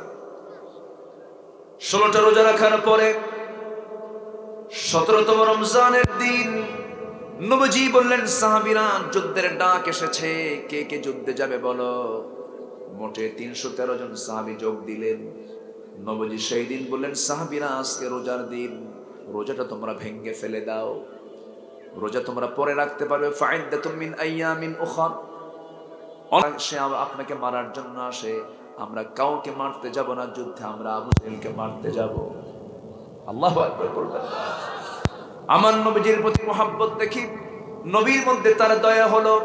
নবীজি ছোট্ট 2টা বাচ্চাকে বুকের সঙ্গে জড়িয়ে ধরে বলছেন, সন্তানরা আমি তো পারমিশন দিতে পারবো না, কারণ তোমাদের বাহুবল নাই, তোমরা যে তরবারি হাতের মধ্যে নেবে সেই শক্তি তোমাদের হাতে নেই, আমি পারমিশন দিতে পারবো না। ছোট্ট 2টা বাচ্চার ভিতরে বড় ছেলেটা বলতেছে, বড় ভাইটা বলতেছে, মুআজ বলতেছে, ইয়া রাসূলুল্লাহ আমি ওর চাইতে একটু বয়সে বড় আছি এবং লম্বাই বড় আছে, আমার ফিটনেস ওর চাইতে ভালো আছে, আপনি আমাকে পারমিশন দিয়ে দেন। রাসূল বললেন যে তোমাকে পারমিশন দেব, দেখি তো চিন্তা করে দেখে 16 জন ইতিমধ্যে বলছে, হুজুর আমার বড় ভাই যদি পারমিশন পায় আমাকে পারমিশন দিতে হবে কেন? ও বয়সে বড় হতে পারে, লম্বাই বড় হতে পারে, গায়ের শক্তি আমার বেশি। সুবহানাল্লাহ বলবেন না? ফিলিস্তিনের দিকে তাকালে ওদের কিছু গন্ধ পাওয়া যায়। 7 থেকে 8 বছরের ছেলে ইসরায়েলি সৈন্যের সামনে দাঁড়ায়া বুকের বোতাম খুলে দিয়ে বলে, এই তুই কয়টা গুলি চালাবি চালা, কয়টা গুলি চালাবি চালা, বাইতুল আকসা আমাদের। কোনো চিন্তা নাই। ছোট্ট সন্তান শহীদ হয়ে গেছে, বম্বিং করে উড়াইয়া দিয়েছে, মাথার খুলি নিয়ে মা বুকের মধ্যে ধারণ করে মুস্কি মুস্কি হাসি আর বলে, আমি শহীদের মা হতে পেরেছি। সুবহানাল্লাহ বলবেন না? তো তারা জান্নাত পাবে না তো কারা জান্নাত পাবে? চায় না পণ্য বানায়, আর ফিলিস্তিন খাঁটি মানুষ বানায়। এই হচ্ছে ফিলিস্তিন। ফিলিস্তিন সিরিয়া, এটা হবে হাসরের ময়দান। ইসলাম সেখানে সলিড থাকবে। আল্লাহু আকবার বলেন। শেষ জামানায় দাজ্জালকে মোকাবেলা করবেন ঈসা আলাইহিস সালাতু ওয়াস সালাম। ওই সময় ইহুদিরা ভয়ে গাছের পিছনে, পাথরের পিছনে দাঁড়াবে। সেই সময় মুসলমানকে সহযোগিতা করার জন্য আল্লাহ তাআলা পাথরের এবং গাছের জবান খুলে দিবেন। গাছ এবং পাথর পর্যন্ত বলবে, মুসলমান এইদিকে আসো, আমার পিছনে ইহুদি একটা লুকায় আছে, ধর মেরে ফেলে দে। তবে একটা গাছ, শাজারাতুল ইয়াহুদ গারকাত, শাজারাতুল ইয়াহুদ বলা হয়, ওই গাছটা কথা বলবে না। ইহুদিরা আবার চিন্তা করে দেখছে যে এই গাছে আমাদের লাগান দরকার, আমাদের বন্ধু। এখন ইসরায়েলের সবচাইতে গারকাত শাজারাতুল ইয়াহুদ, এই গাছটা তারা লাগাচ্ছে বেশি করে, মানে ওরা যেন বাঁচতে পারে, রেহাই হবে না। ওরা পৃথিবীতে যাযাবর জাতি, মদিনা থেকে বহিষ্কৃত হয়েছে, ঠিক কিনা? মদিনা থেকে বের করে দিয়েছেন মুহাম্মদ সাল্লাল্লাহু। এরা সেই জাতি যে জাতি অসংখ্য পয়গম্বরকে তারা হত্যা করেছে, শহীদ করেছে, নবীর খাবারের মধ্যে বিষ ঢুকিয়ে দিয়েছে। সমস্ত ষড়যন্ত্রের আজকে দুনিয়াতেও সকল ষড়যন্ত্রের মূল হোতা কারা? ইহুদির বাচ্চারা। এজন্য এদেরকে বন্ধু মনে করা যাবে, বন্ধু মনে করা যাবে।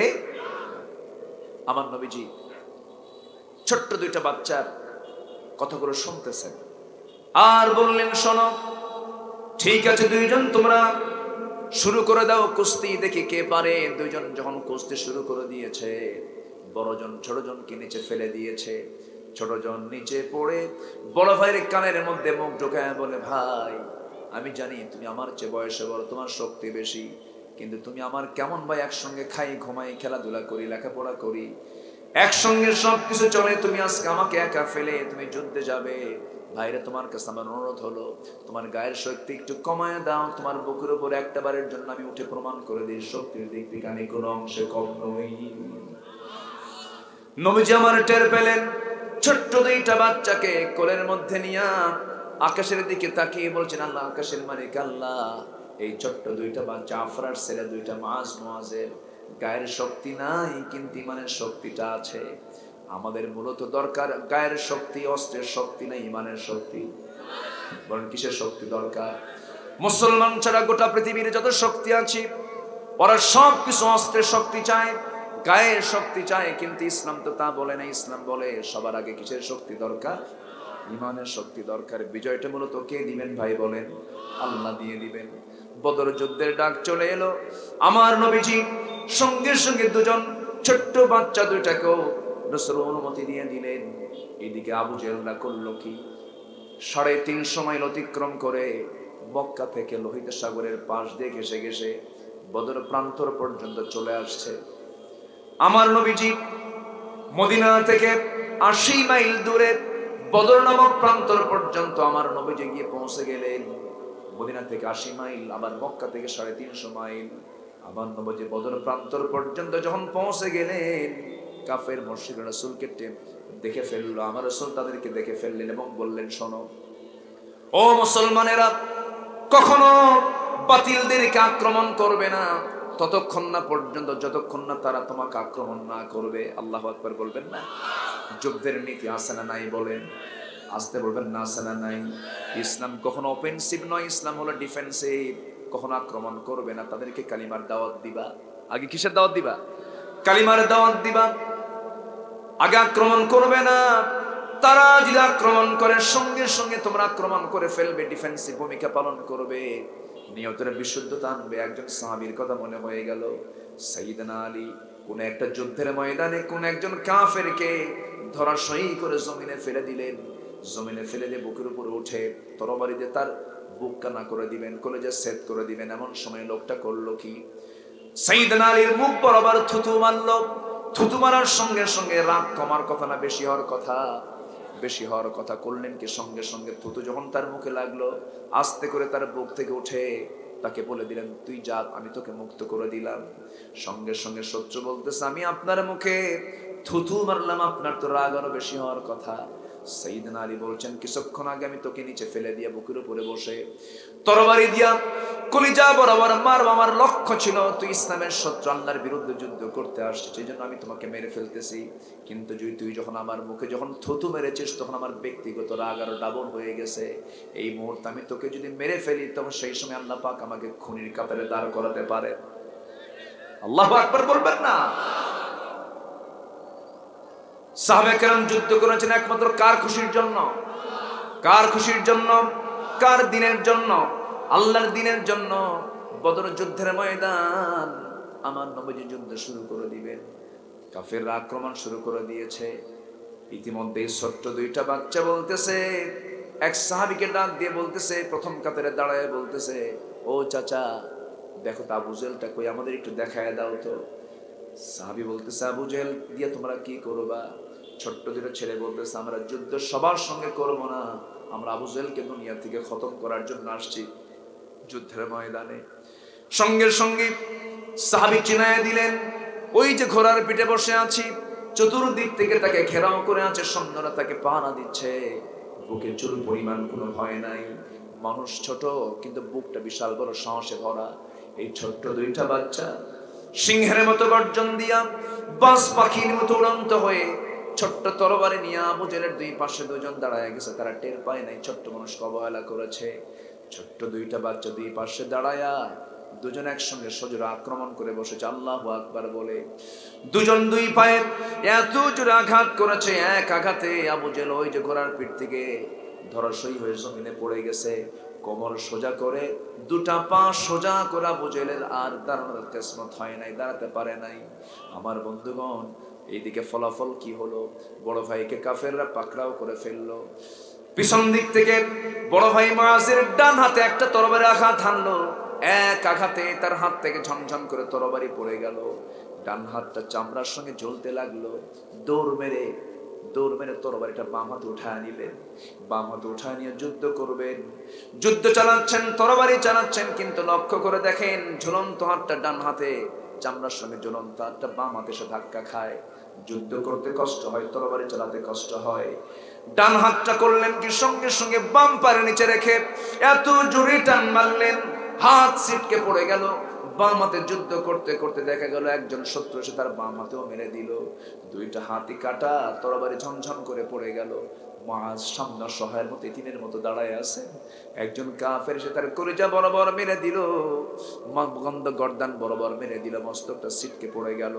মুআজ দুনিয়া থেকে বিদায় হয়ে গোটা দুনিয়ার সমস্ত মুসলমানদেরকে জানান দিলেন, দুনিয়ার মুসলমান, আল্লাহর জমিনে দিন কায়েমের জন্য হাসতে হাসতে এমন করে জীবনটা দিতে হয়। জোরে বলে সুবহানাল্লাহ। সেই যুদ্ধের ময়দানে 14 জন সাহাবী শাহাদাত বরণ করেছেন। বদর যুদ্ধ হলো এমন একটা যুদ্ধের নাম, ভাই ভাই যুদ্ধ, জামাই শ্বশুর যুদ্ধ, আত্মীয় আত্মীয় যুদ্ধ, গোত্র গোত্র যুদ্ধ, একই বংশের মানুষের সঙ্গে যুদ্ধ। দেখা হলেই কেউ কারো ভাইকে পায়, কারো বাপকে পায়, কারো শ্বশুরকে পায়। সেই যুদ্ধের ময়দানে উবাইদ ইবনুল জাররাহ রাদিয়াল্লাহু আনহু নামে একজন সাহাবী নিজের জন্মদানকারী পিতাকে দেখতে পেলেন। বাপকে দেখে তরবারি গোটায় নিয়ে ফিরে আসতেছিলেন, পরক্ষণেই মনে করলেন আমার জন্মদানকারী পিতা হতে পারে, কিন্তু সে তো ইসলামের দুশমন, আমি তাকে ছাড়বো কেন?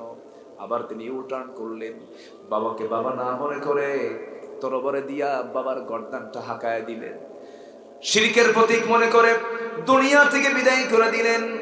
যুদ্ধ শেষ হয়ে গেল, সবার মুখে হাসির ঝিলিক, মুসলমানদের বিজয় হয়েছে, কিন্তু ওবায়দার মুখে হাসি নাই। রাসূল বলেছেন, সাহাবীরা ওবায়দার মুখে হাসি নাই কেন? ওবায়দা কাঁদে কেন হুজুর? ওবায়দার বাপ আজকে যুদ্ধে মারা গেছে। রাসূল বললেন, তোমার ওবায়দার বাপকে কে মেরেছো? সাহাবীরা বলছেন, হুজুর ওবায়দার বাপকে আমরা কেউ মারিনি, ওবায়দা নিজেই মেরেছে। ওবায়দা নিজেই মেরেছে। আমার নবীজির সঙ্গে সঙ্গে বলছেন, সাহাবীরা, ও সাহাবীরা, আমার ওবায়দা যে কাজটা করেছে, আমার ওবায়দা যে আল্লাহকে খুশি করার জন্য যে কাজটা করেছে, আরশ পর্যন্ত খুশি হয়ে গেছে। ওবায়দা তুই আমার দিকে আয়।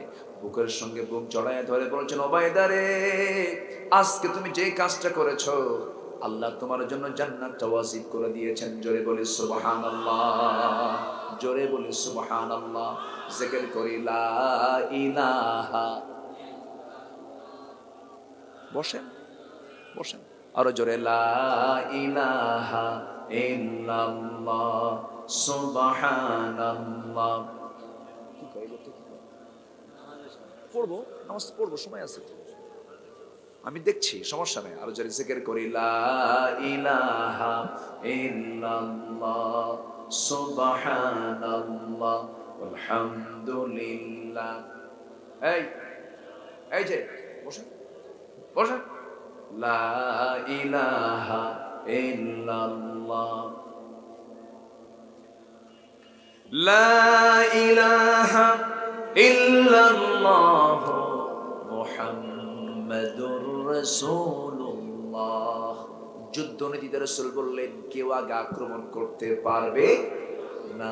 শিখিয়েছেন মুহাম্মদ সাল্লাল্লাহু আলাইহি ওয়াসাল্লাম। 70 বছর ধরে ফিলিস্তিনকে হামলা করে ইসরায়েলের বাচ্চারা, আর মুসলমান হামলা করছে হামাস। আমার দেশের মুফতিরা কয়, হামলা করার কি দরকার ছিল? মুনাফিক দেখছেন? 70 বছর ধরে রেগুলার হামলা করতেছে, কোনো ফতুয়া নাই। হামাস উল্টা পাল্টা আক্রমণ করেছে, কেন হামলার দরকার ছিল?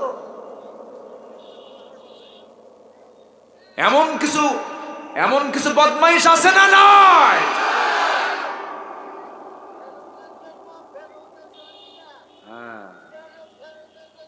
দেখেন কি বুড়ো মানুষের মধ্যে কি যৌবনের উন্মাদনা কাজ করছে। আল্লাহু আকবার বলেন, আল্লাহু আকবার। আমার দেশে কিছু হুজুরি আছে, খালি ভুল ধরতেই জানে। ওই সন্তানের মতো এক ছোট্ট সন্তান, মা কলা খাবো, সন্তান কলা খাবে, কলা তো সিলে দিতে হয়, ও তো সিলতে পারবে না, মা কলা সিলে দিছে, খাবো না কেন? সিলে দিলি কেন? কথা বোঝেন নাই? এদের কাছে কোনো সমাধান পাবেন না, শুধু উল্টা সমাধান পাবেন। কোনো সমাধান নাই, খালি ফতুয়া দিবে, খালি ফতুয়া দিবে। হ্যাঁ, কি সুন্দর কথা বলেছে। বসেন মুরব্বী, আমি একটু কথা বলি। আপনাকে ধন্যবাদ। আমি কি আলোচনা চালাবো আর কিছুক্ষণ? নামাজের আজান হয়েছে 15 মিনিট আগে, 3:45 আজান হয়েছে, 20 মিনিট ক্রস করেছে। আমি আর আপনাদের কাছ থেকে 10 থেকে 15 মিনিট সময় নিয়ে একটা ফিনিশিং দিয়ে 3টা হকের উপরে মানে সংক্ষিপ্ত করে কথা বলি, আমি শেষ দিকে যাব। এরপর এখানে আজান হবে এবং নামাজ হবে। সেই নামাজে আমরা সবাই অংশগ্রহণ করবো না ইনশাআল্লাহ? বৃহৎ জামাত হবে, আমরা সবাই জামাতে অংশগ্রহণ করব। ওযুর ব্যবস্থা আছে তো নাকি? আছে তো? ওযুর ব্যবস্থা আশেপাশে পুকুর টুকুর আছে? আচ্ছা আচ্ছা, দেখা যাক ইনশাআল্লাহ। জি, একটু বসেন, আমরা একটু সামনের দিকে আগায় যাই।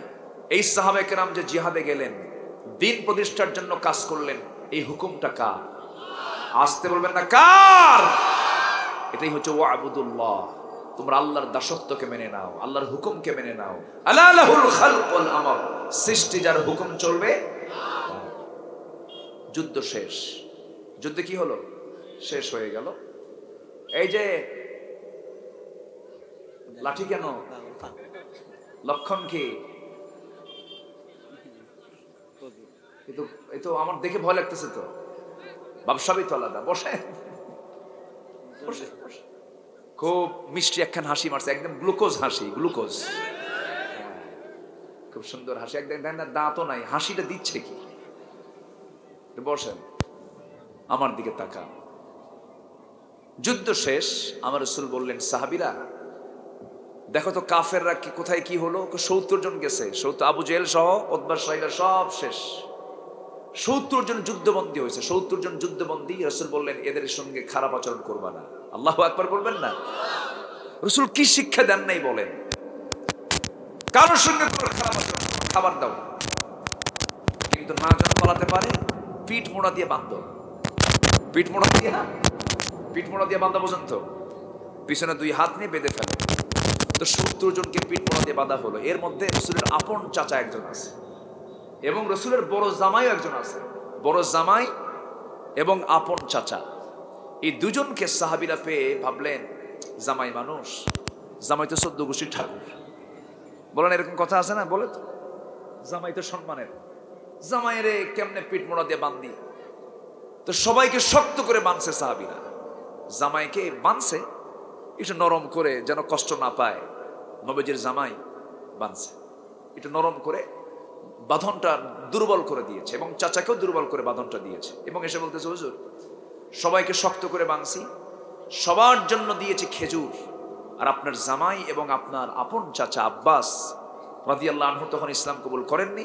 এই দুজনকে আমরা দিয়েছি হলো স্পেশাল করে কিছু গোশত দিয়েছি ছাগলের, এবং কিছু রুটি দিয়েছি, উন্নত মানের। জামাই তো বোঝেন না, একটু ভালো ব্যবস্থা করছে এবং বাঁধনটা দিয়েছে একটু দুর্বল করে। রাসূল বলেন, কেন? আল্লাহু আকবার বলবেন না? কেন করেছ? স্বজন প্রীতি দেখানো যাবে না, ব্যক্তির দিকে তাকিয়ে কোনো সিদ্ধান্ত নেওয়া যাবে না। আইন সবার জন্য সমান। যেহেতু আমার জামাইয়ের দড়ির বাঁধনটা তোমরা ঢিল করে দিয়েছ, বাকি 69 জনের বাঁধনটা তোমরা ঢিল করে দাও। আল্লাহু আকবার বলেন। সকল যুদ্ধবন্দীকে খেজুরের পাশাপাশি তোমরা রুটি দাও, গোশত দাও, খাবার খাওয়ায় দাও। দেওয়া হলো। এবার পর্যায়ক্রমে যুদ্ধনীতিতে মুক্তিপণ একটা বিষয় থেকে যায়। সবাই মুক্তি পেতে চাচ্ছে। রাসূল বললেন, মুক্তি পেতে হলে পণ দিতে হবে। যুদ্ধবন্দীদের পণ আছে না নাই? আছে, দিয়ে যেতে হবে। সবাই দিয়ে যাচ্ছে। এমন সময় সবাইকে মুক্তিপণ রাসূল ছেড়ে দিচ্ছেন। এমন সময় একজন আমার নবীর সবচেয়ে কাছের মানুষ, আপন চাচা আমি আব্বাস রাদিয়াল্লাহু আনহু সামনে পড়লেন। রাসূল বললেন, চাচা আপনি যুদ্ধ করতে আসছেন ভাতিজার বিরুদ্ধে, আপনি কি চিন্তা করছেন বলেন। এবার বলতেছে, ভাতিজা মুহাম্মদ তুমি কি চাও বলো, আপনাকে মুক্তিপণ দিতে হবে। চাচা বলতেছে, ভাতিজা চাচার কাছে মুক্তিপণ লাগবে নাকি? তোমার কি এমন দরকার ছিল চাচার কাছ থেকে নেওয়া? রাসূল বলছেন, চাচা আপনি আমার চাচা হতে পারেন, কিন্তু আপনি ইসলামের দুশমন, আপনারটা আরো আগে নেব। আল্লাহু আকবার বলে। কোনো ছাড়াছাড়ি নাই, দিতে হবে আপনাকে মুক্তিপণ। এবার চাচা মিথ্যা কথা বলতেছেন, ও ভাতিজা তোর চাচির কাছে আমি কিছুই রেখে আসি না, আমার কিচ্ছু নাই বাড়িতে। রাসূল মুস্কি হাসি মেরে বললেন, চাচা মিথ্যা কথা বলেন কেন? আপনি তো চাচি আম্মার কাছে কিছু স্বর্ণের টুকরা রেখে আসছেন, কিছু স্বর্ণের বার আছে। সঙ্গে সঙ্গে আব্বাস মুস্কি হাসি মেরে বলছে, মুহাম্মদ আমার বাড়ির সোনার খবর তোরে দিল কে? রাসূল বলছেন, ও চাচা এই জন্যই তো আমি আল্লাহর পয়গম্বর, জোরে কোন সুবহানাল্লাহ। সঙ্গে সঙ্গে আব্বাস চাগায়া দিয়ে বলতেছে, বাতি যার পারলাম না, তুই আমারে পড়ায় দে লা ইলাহা ইল্লাল্লাহু মুহাম্মাদুর রাসূলুল্লাহ সাল্লাল্লাহু আলাইহি ওয়াসাল্লাম। বড় জামাইয়ের সামনে মুখোমুখি হয়ে গেল। রাসূল বললেন, আমার বড় মেয়ের জামাই, তোমাকে মুক্তিপণ দিতে হবে। সঙ্গে সঙ্গে জামাইয়ের নাম হচ্ছে আবুল আস। রাসূল তার খাদিজা বেঁচে থাকাকালীন অবস্থায় রাসূল নবুয়ত যখন পান নাই, সেই সময় তার মেয়েকে বিয়ে দিয়েছিলেন। ওই সময়ের তিনি জামাই, ওই সময়ের সে জামাই ছিল। রাসূল বললেন, আবুল আস, তোমাকে মুক্তিপণ দিতে হবে। আমার কাছে তো নাই কিছু, আমি বাড়িতে সংবাদ দিচ্ছি। মক্কায় সংবাদ দেওয়া হলো, নবীজির বড় মেয়ে মুক্তিপণ স্বরূপ একটা গলার লকেট পাঠায় দিল। গলার লকেটটা নিয়ে যখন মদিনায় পৌঁছে গেছে, নবীর হাতে যখন চলে আসছে, প্যাকেটটা খুললেন, গলার সেই হারটা দেখলেন, গলার লকেটটা দেখে রাসূল চোখের পানি আটকাতে না পেরে রাসূল কাঁদতে লাগলেন। সাহাবীরাও কাঁদেন। নবীর কান্না দেখলে কি সাহাবীরকে ঠিক থাকবেন নাকি? সাহাবীরাও কান্দে, হুজুর আপনি কাঁদেন কেন, কি হয়েছে? বলছেন, শোনো রে সাহাবীরা, এই গলার হারের সঙ্গে আমার খাদিজার জীবনের স্মৃতি জড়িত। আমার খাদিজা এই গলার হারটা পরতো। আল্লাহু আকবার। আমার খাদিজা এই গলার হারটা পরতো, কিন্তু আমার বড় মেয়ের যখন বিয়ে হয়ে যায়, আমার খাদিজা তার গলার ব্যবহৃত সেই গলার হারটা তার বড় মেয়েকে বিয়ের সময় উপহার স্বরূপ দিয়ে দেয়। আমার খাদিজার কথা মনে হয়েছে বলে আমি কান্দি, অন্য কোনো কারণ নয়। সাহাবীরা বলছেন, হুজুর এই গলার হারটা আমরা কেউ নেব না, আমরা এটাকে মুক্তিপণ হিসেবে নেব না, আমরা আপনার মেয়ের হাতে আবার আমরা ব্যাগ দিয়ে দেব, কোনো সমস্যা নাই। রাসূল বলছেন, তাই যদি করো, কিন্তু আমি একটা শর্ত জড়িয়ে দিই। আয়াত নাজিল হয়ে গেছে, ও আমার আবুল আস, শোনো আমার জামাই, তুমি এখন পর্যন্ত আর জামাই থাকতে পারবে না, কারণ তুমি আল্লাহর দাসত্ব করো না, শিরকের কাজ করো। ওয়াবুদুল্লাহ ওয়ালা তুশরিকু বিহি শাইআন। এবং আল্লাহ তাআলা আরেক জায়গায় বলছেন, ওয়ালা তানকিহুল মুশরিকাত হাত্তা ইউমিননা। ঈমানদার কখনো মুশরিক নারীকে বিয়ে করতে পারবে না।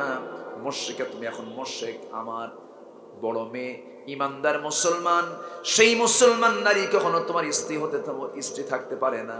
কোনো কথা নেই, তোমার মুক্তিপণ হলো মক্কায় চলে যাবে, আমার মেয়েটাকে আমার বাড়িতে পৌঁছায় দিবা। ইসলাম তেমন একটা বিধানের নাম, সম্পর্ক নষ্ট করে দেয় ইসলাম। যেরকম ঠিক কিনা বলেন? স্বামী স্ত্রীর মধ্যে সম্পর্ক নষ্ট করে দিল কিসের জন্য? কিসের জন্য বলেন? কিসের জন্য? ইমানের জন্য, ইসলামের জন্য। রাসূল বলেন, আমার জামাই দরকার নাই, আগে ইমান দরকার। কি দরকার? আগে জামাই না আগে ইমান? আগে জামাই না আগে ইমান? আগে ইমান দরকার। দাও পাঠায়া। চলে গেল, আবুল আসকে মুক্তি দেওয়া হলো। মক্কায় গিয়ে রাসূলের সেই কথা অনুযায়ী আবুল আস, যদিও সেই সময় ইসলাম কবুল করেননি, তিনি পরবর্তীতে ইসলাম কবুল করেছেন। সেই সময় করলেন কি, তার মেয়েটাকে মদিনায় পৌঁছায় দেওয়া হলো।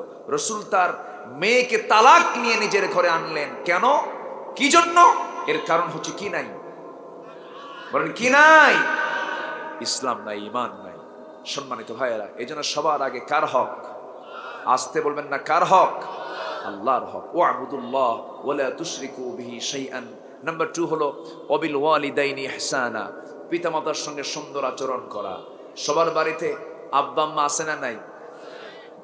না থাকলেও কবরে আছে তো, কবরেও তো অনেকের আছে, আছে কিনা বলেন? বাপ ছাড়া পৃথিবীতে কোনো মানুষের জন্ম হয়েছে? বাপ তো আছে, মাও আছে, কিন্তু বাপ মার দাম এই পৃথিবীতে সকল মানুষের চাইতে কম না বেশি? আল্লাহ এবং রাসূলের পরে পৃথিবীতে কার স্থান বলেন? আস্তে আস্তে কয়, কিছুই কয় না। জোরে বলেন, কে? বলেন কে? বাবা মা না মা বাবা? ভালো করে করেন, বাবা মা না মা বাবা? ও, মায়ের দাম বেশি না, আমাদের দাম নাই। ভালো করে বলেন, মা বাবা না বাবা মা? আচ্ছা, বাপ মা নামাজে দাঁড়াইছে, ইমাম কে হবে? হ্যাঁ, আচ্ছা, সিনিয়র কে, বাপ না মা? আসতে কয়, সিনিয়র জুনিয়র থাকে না? সিনিয়র কে, বাপ না মা? আদম সিনিয়র না হাওয়া সিনিয়র? বলেন, সিনিয়র কে? জন্ম হয়েছে প্রথম কার? আল্লাহ সৃষ্টি করেছেন প্রথম কাকে? আদমকে। এরপরে তার বাম পজরের হাড় থেকে পয়দা হয়েছে কে? সিনিয়র কে? সিনিয়র বাপ না? এখন কোন মা বাবা না বাবা মা? এখন তো ঠিক হয়ে গেছে ভাই, বাবা মা। আচ্ছা, বাবার দাম বেশি না মায়ের দাম বেশি? ভালো করে কোন। আবার আগের দিকে চলে গেছে। বাবার দাম বেশি না মায়ের দাম বেশি? তাহলে কি হলো আবার উল্টো পাল্টা বলতেছেন কেন? বাবা আগে না মা আগে? বলেন জন্মের দিক থেকে বাবা আগে না মা আগে? বাবার দাম বেশি না মায়ের দাম বেশি?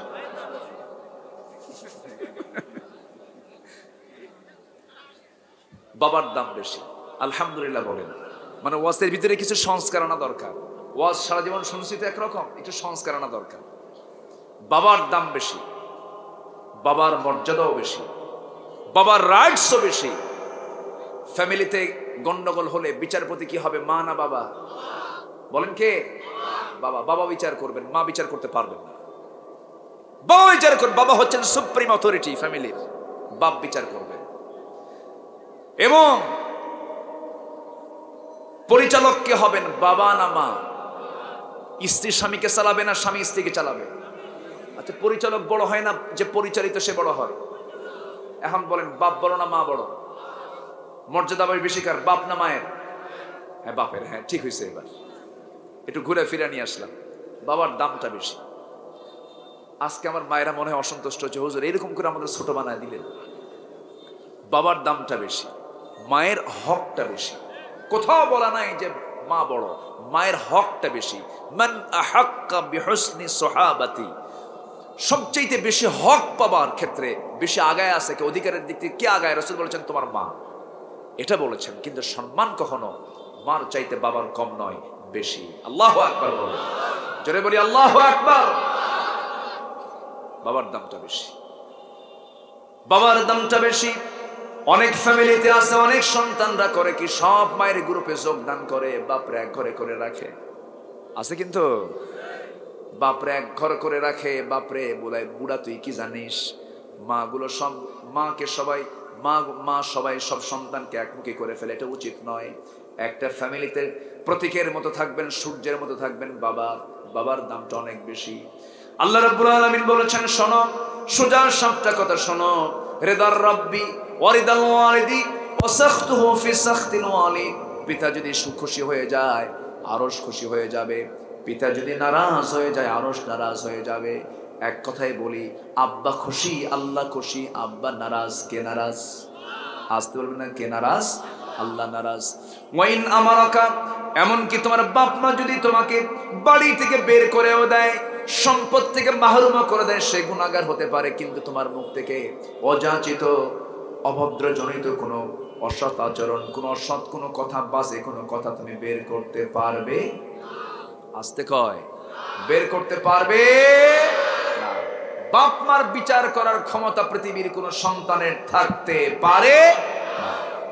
কিন্তু দুঃখজনক হলেও সত্য, আমার দেশেও অনেক সন্তান আছে বাপ মাকে সেবা তো দূরের কথা, ভাতটা পর্যন্ত দেয় না। ফুলবাড়িতে নাই, ফুলবাড়িতে যদি থাকে তাহলে ফুলবাড়ি নাম দেব না, দেব জাহান্নামের বাড়ি। কিসের বাড়ি বলেন? যে বাড়ির নাম ফুলবাড়ি হয় সেই বাড়িতে যদি বাপ মা ভাত না পায়, সেটা কি ফুলবাড়ি না জাহান্নামের বাড়ি?